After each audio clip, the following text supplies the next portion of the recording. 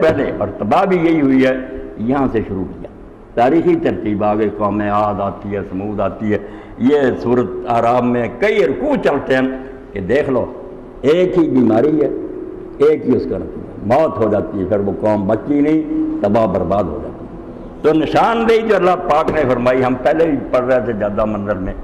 کہ انبیاء علیہ السلام کیوں جب آتے ہیں وہ کوئی بات نہیں کہتے کہ لوگوں شراب چھوڑ دو، زنا چھوڑ دو، یہ چوریاں چھوڑ دو، نہ وہ کسی کو اور کوئی بات بتاتے ہیں، نہ وہ غریبوں مسکینوں اکٹھے ہو جائیں، نہ امیروں کا تختہ اٹھو، ایسی کوئی طبقاتی جنگ نہیں چھیڑی۔ حالانکہ یہ مسائل سارے ہوتے ہیں،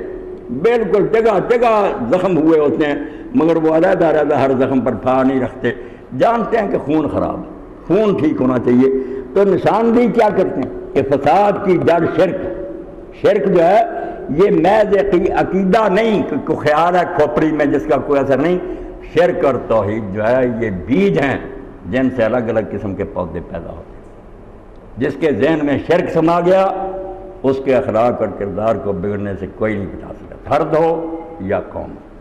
شرک کوئی چیز نہیں، نہ کوئی اللہ کے سوا ہے، حقیقت نہیں، جھوٹ ہوتا، مکر، بے ایمانی ہوتا کیا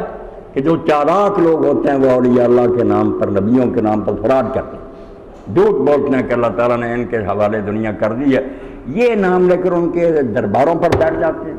چڑھاوے اور نذرانے وصول کرتے ہیں، بڑے بڑے پیٹ ہو جاتے ہیں، کوٹھیاں اور بنگلوں میں رہتے ہیں، اور لوگ دیکھتے ہیں کہ کتے جو ہے نا 50-50 ہزار کے دیوان صاحب منگواتے ہیں، عیاشی خود کرتے ہیں،